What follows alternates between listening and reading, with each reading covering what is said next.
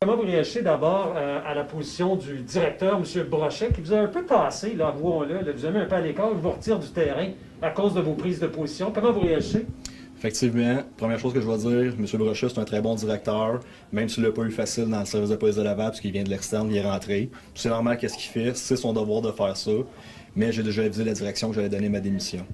Donc ces mesures-là, pour me faire taire, pour contrôler un agent de la paix, un policier, ne fonctionnent plus envers moi. Donc, attendez, là, vous êtes en train de sacrifier, vous dites, moi c'est fini comme policier parce que vous voulez devenir, je sais pas, conspirationniste à temps plein, là. Vous allez me dire que c'est exagéré mon expression, là? effectivement, M. Poirier, c'est exagéré.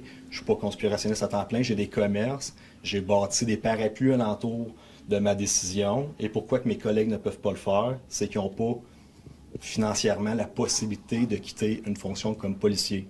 Et je dis présentement au Québec, à tout le monde, qu'il y a une mascarade qui se passe en ce moment.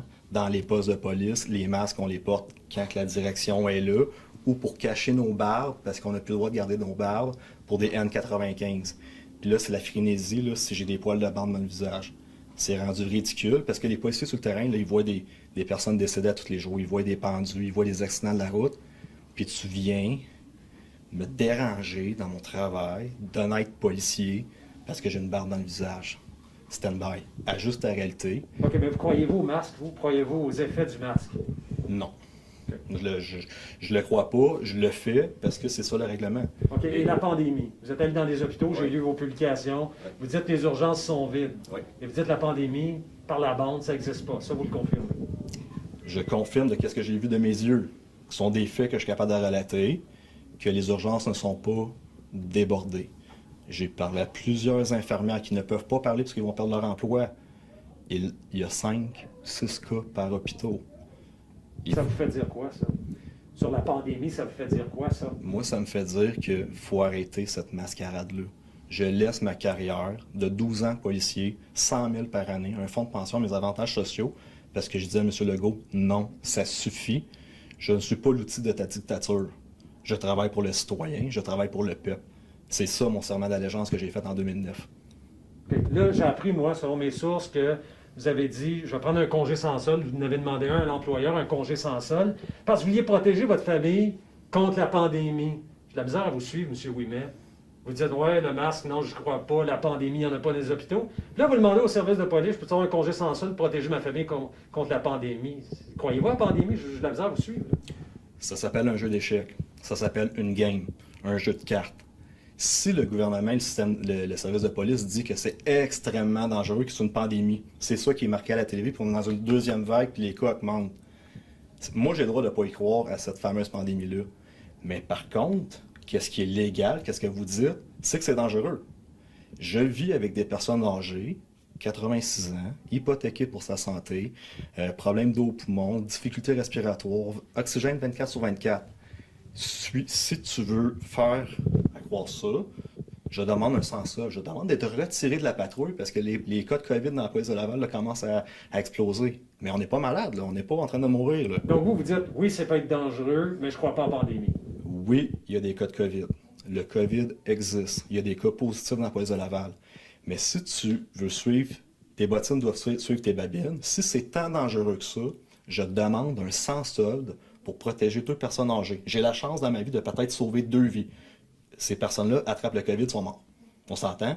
Un drame familial. Je me suis engagé dans la police pour sauver des vies. Je réclame un sans-solde. Et tu ne fais rien. Dangereux ou pas dangereux? Parce que si je l'attrape et je l'emmène dans la maison, j'ai la possibilité de tuer des gens. Et tu n'agis pas. OK, good. Merci. Merci de l'entrevue.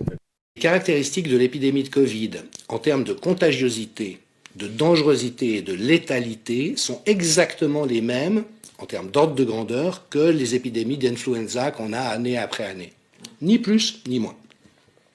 Ce qui est rassurant quand même.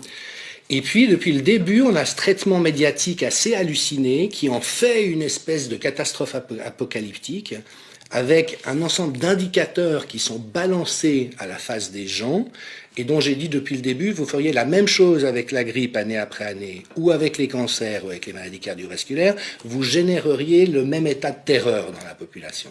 Ça, c'est une chose.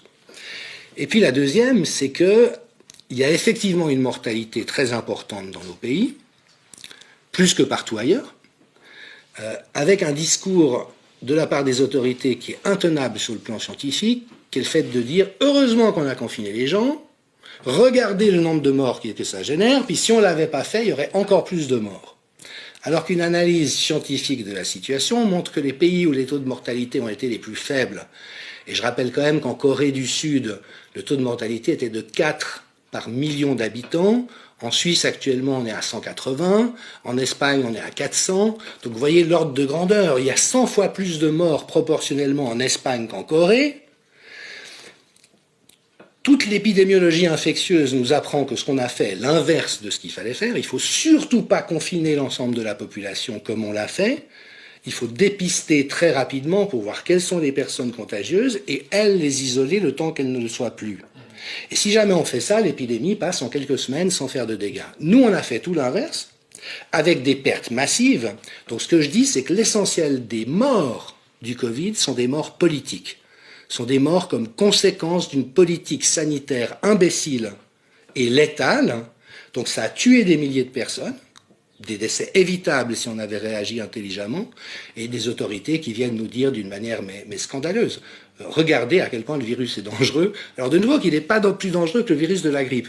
Donc on marche vraiment sur la tête, on est dans des zones de malhonnêteté intellectuelle et à mon sens même de perversité.